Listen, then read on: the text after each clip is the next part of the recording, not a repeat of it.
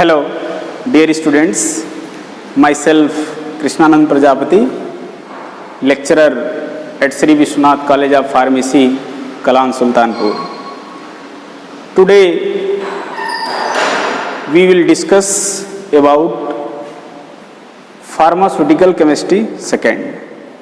Pharmaceutical chemistry, diploma in pharmacy के second part का second paper है, इसको हम लोग डिस्कस करेंगे। फार्मास्यूटिकल केमिस्ट्री सेकेंड शुरू करने से पहले थोड़ा सा फर्स्ट फार्मास्यूटिकल केमिस्ट्री फर्स्ट के बारे में चर्चा करेंगे। आप लोग फर्स्ट ईयर में फार्मास्यूटिकल केमिस्ट्री फर्स्ट पढ़े होंगे, उस केमिस्ट्री को इनऑर्गेनिक केमिस्ट्री कहते हैं, ठीक है। उसमें आपने इनऑर्गेनिक कंपाउंड के बारे में डिस्कस किया था।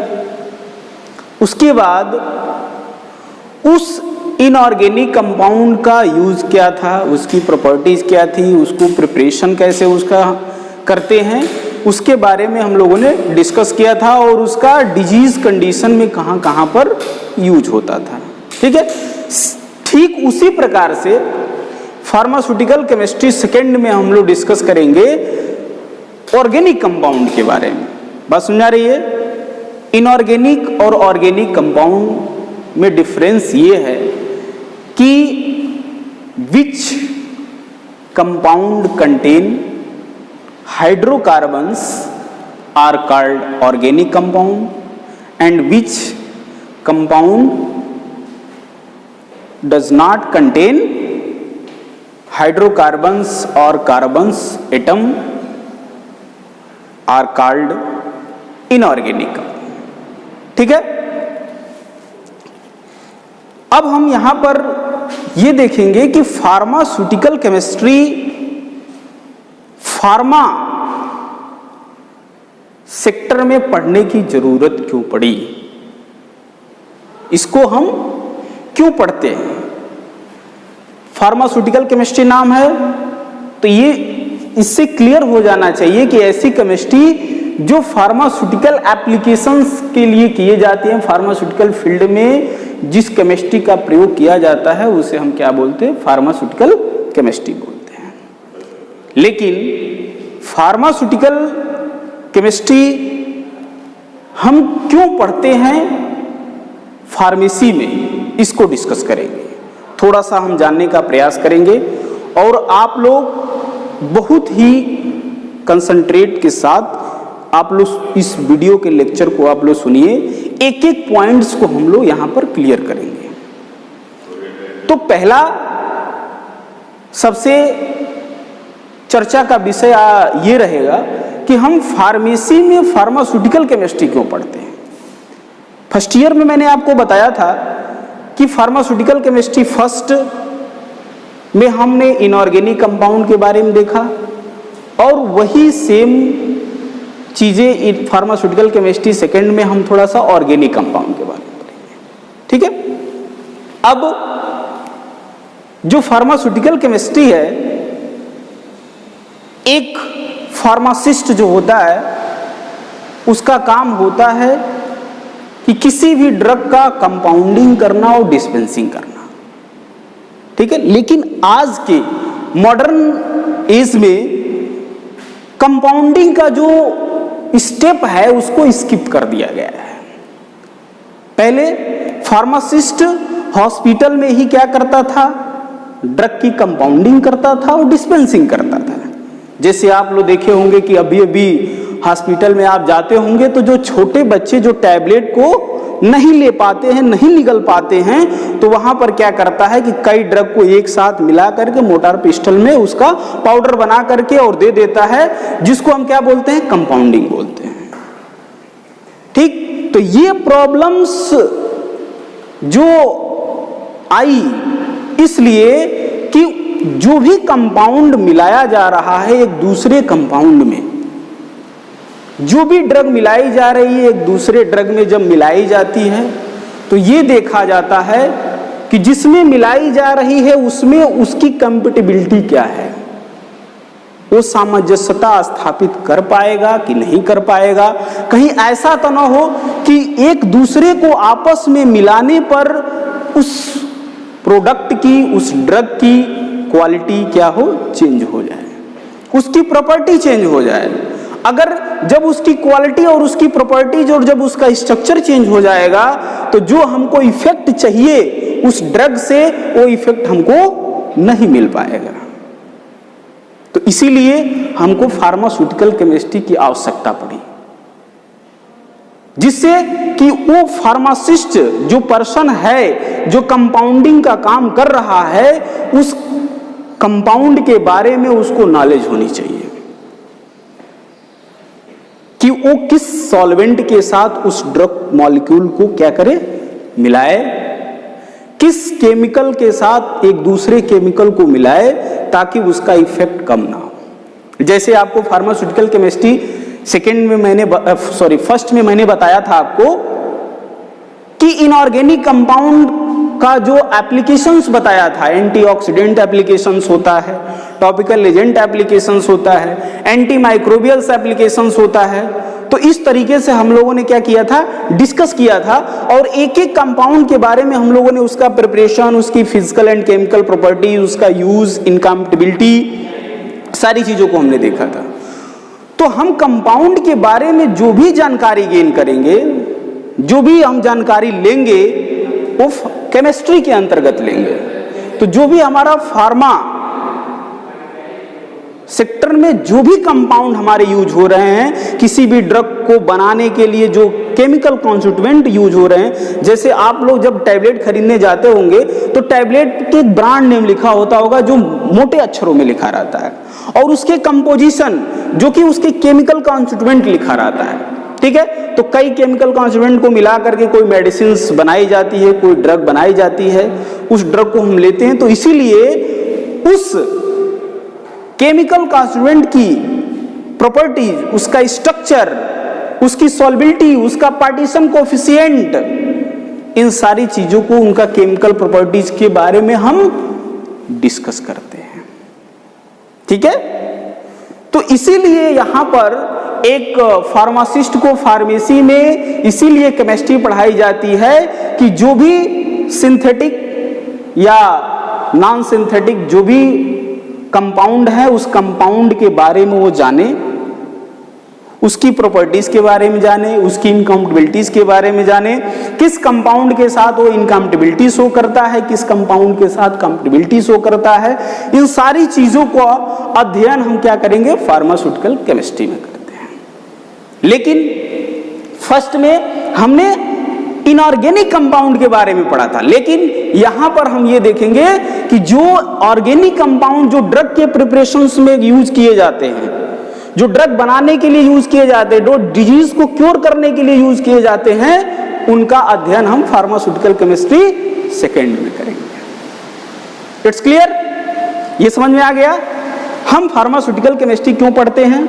फार्मेसी में ये समझ में आ गया हम फार्मास्यूटिकल केमिस्ट्री इसलिए पढ़ते हैं जिससे कि कोई भी फार्मास्यूटिकल कंपाउंड जब हमारा प्रिपरेशंस में उसका मेडिकामेंट जब बनाया जाए, डोजेस फॉर्म्स बनाया जाए, तो वो डोजेस फॉर्म्स जो बनाया जा रहा है वो डोजेस फॉर्म कंफर्टेबल होगा कि नहीं होगा, उसका स्ट्रक्चर कैसा होगा। और ऐसा तो नहीं है कि बॉडी में जाने के बाद वो चिलेट फॉर्म कर ले, कॉम्प्लेक्सेशन हो जाए। इन सारी चीजों को हम लोग क्या करते हैं, इसमें पढ़ते हैं। इसीलिए इसकी आवश्यकता पड़ी फार्मेसी फील्ड में पढ़ने के लिए, एक फार्मेसी स्टूडेंट को पढ़ने के लिए, ठीक है। अब फार्मास्यूटिकल केमिस्ट्री सेकेंड जो हमारा diploma second year, diploma in pharmacy के पार्ट 2 में ये हमारा सेकेंड पेपर है, ये सेकेंड पेपर है। अब हर एक पेपर का, हर एक सब्जेक्ट का, हर एक विषय का एक इंट्रोडक्टरी क्लास होता है, एक इंट्रोडक्टरी पार्ट होता है जो कि शुरुआत में होता है। उस इंट्रोडक्टरी पार्ट में ये बताया जाता है कि इस सब्जेक्ट में आपको क्या क्या पढ़ना है, जिसको आप लोग जब कोई भी ऐसे लिखते हैं या कोई भी लिटरेचर पढ़ते हैं तो लिटरेचर में सबसे पहले आप लोग प्रस्तावना पढ़ते हैं। उस प्रस्तावना में उसका पूरे उस शीर्षक का जो टाइटल होता है, लिटरेचर का जो टाइटल होता है, जो उस विषय का जो टाइटल होता है, उस प्रस्तावना में क्या होता है, छिपा रहता है, उस इंट्रोडक्शन में छिपा रहता है। तो यहां पर फार्मास्यूटिकल केमिस्ट्री में सबसे पहले हम लोगों का इंट्रोडक्शन पार्ट है वो एक केवल ऑर्गेनिक कंपाउंड का है, जिस ऑर्गेनिक कंपाउंड को हम लोग क्या बोलते हैं, हेट्रोसाइक्लिक कंपाउंड। ठीक है, हेट्रोसाइक्लिक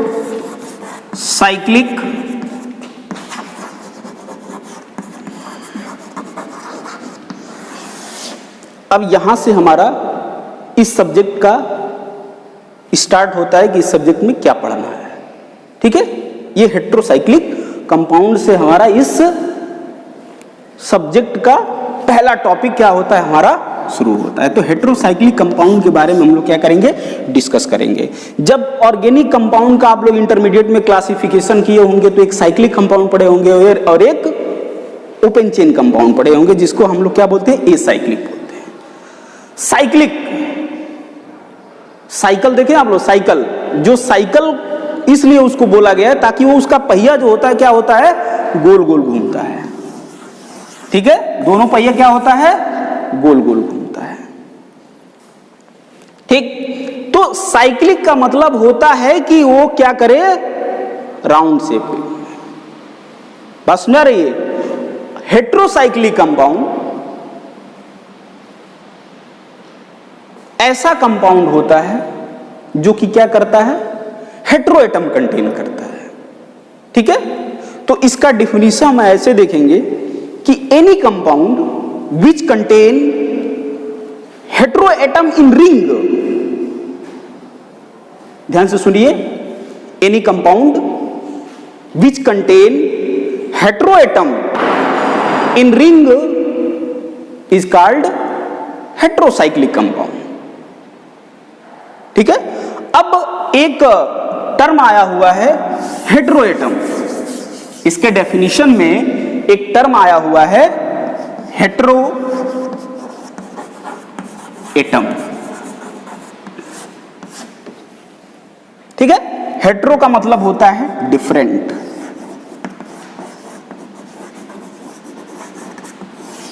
ठीक। ऑर्गेनिक कंपाउंड में मैंने शुरू में ही आपको बताया था, ऑर्गेनिक कंपाउंड में हाइड्रोकार्बन्स होते हैं। अगर किसी भी कंपाउंड में हाइड्रोकार्बन्स प्रेजेंट हैं तो उसे हम क्या बोलेंगे, ऑर्गेनिक कंपाउंड बोले। हाइड्रोकार्बन्स क्या होता है, तो वैसा कंपाउंड जो जिसमें हाइड्रोजन और कार्बन दोनों पाया जा रहा हो, उसी को हम लोग क्या बोलते हैं, हाइड्रोकार्बन्स। हाइड्रोकार्बन, ठीक है, यानी हाइड्रोजन और कार्बन दोनों जब मिले होते हैं तो इसको हम लोग क्या बोलते हैं, हाइड्रोकार्बन्स बोलते हैं।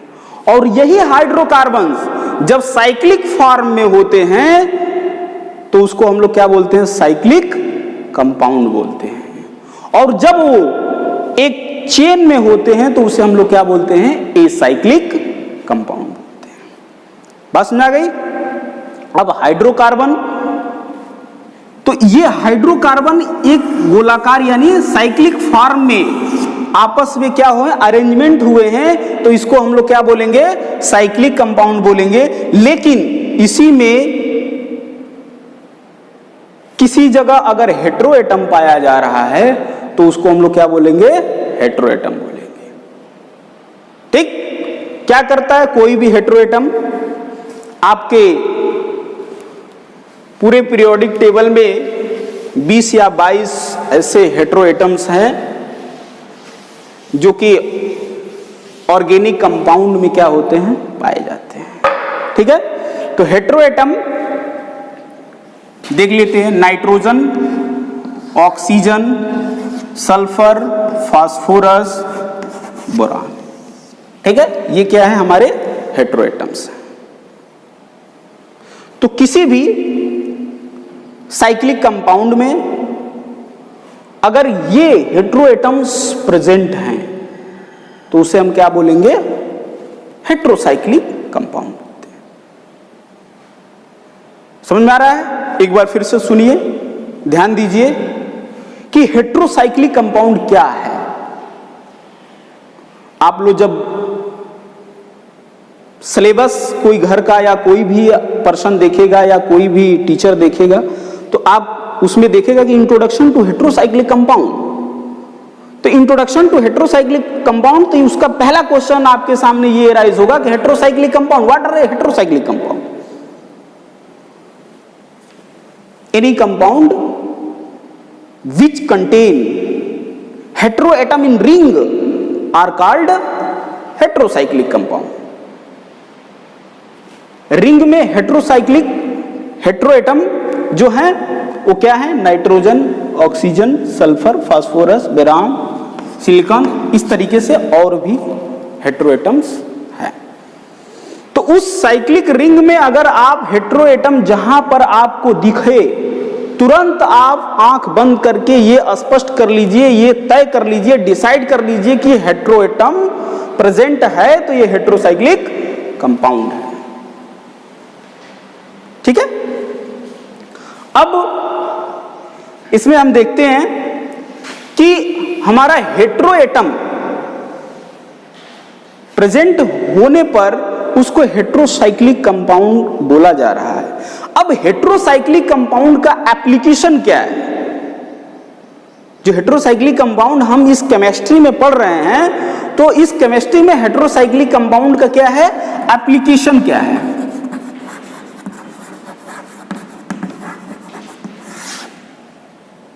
हेटेरोएटम हेटेरोसाइक्लिक कंपाउंड में पाया जा रहा है तो उसको हेटेरोसाइक्लिक कंपाउंड बोल रहे हैं।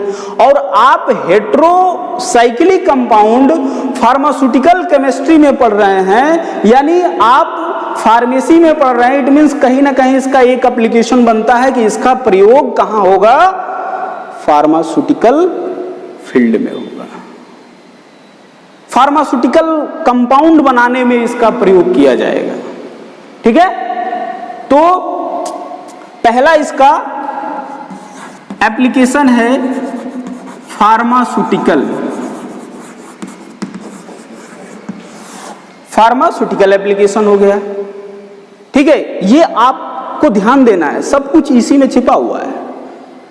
फार्मास्यूटिकल केमिस्ट्री में आप हेटेरोसाइक्लिक कंपाउंड पढ़ रहे हैं तो इट मींस कहीं ना कहीं इसका यूज फार्मास्यूटिकल फील्ड में होगा, फार्मास्यूटिकल कंपाउंड बनाने में होगा, फार्मास्यूटिकल ड्रग बनाने में होगा। ठीक है? दूसरा है एग्रोकेमिकल्स बनाने में, एग्रोकेमिकल्स, प्रिपरेशन ऑफ एग्रोकेमिकल्स। जो एग्रीकल्चर में जो भी केमिकल्स यूज होते हैं, वो पेस्टिसाइड हो या कोई प्लांट टॉनिक हो, उसके प्रिपरेशन में क्या किया जाता है, ये हेटेरोसाइक्लिक कंपाउंड का प्रयोग किया जाता है। और तीसरा इसका यूज है वेटरनरी कंपाउंड बनाने में इसका यूज किया जाता है। ठीक है? तो इंट्रोडक्शन पार्ट में हम हेटेरोसाइक्लिक कंपाउंड देखे थे। हेटेरोसाइक्लिक कंपाउंड की साइक्लिक रिंग में अगर हेटेरोएटम प्रेजेंट है तो उसे क्या बोलेंगे, हेटेरोसाइक्लिक कंपाउंड बोलेंगे। दूसरे नंबर पे हमने उसका एप्लीकेशंस देखा। एप्लीकेशंस में फार्मास्यूटिकल एप्लीकेशंस, एग्रोकेमिकल्स में इसका प्रिपरेशन ऑफ एग्रोकेमिकल्स, और तीसरा वेटरनरी प्रोडक्ट बनाने। ठीक है? अब इसके बाद ये इंट्रोडक्शन के बाद इंट्रोडक्शन में ही आपका हेटेरोसाइक्लिक कंपाउंड का नोमेनक्लेचर आता है। ठीक है? ये हमारा क्या था, एक तरीके से जनरल इंट्रोडक्शन था। अब इसके बाद हम लोग क्या करेंगे, नोमेनक्लेचर के बारे में डिस्कस करेंगे। तो आज के लिए डियर स्टूडेंट्स इतना ही रहेगा, और आगे नेक्स्ट क्लास में हम लोग क्या करेंगे, हेटेरोसाइक्लिक कंपाउंड का नोमेनक्लेचर डिस्कस करेंगे। थैंक्स।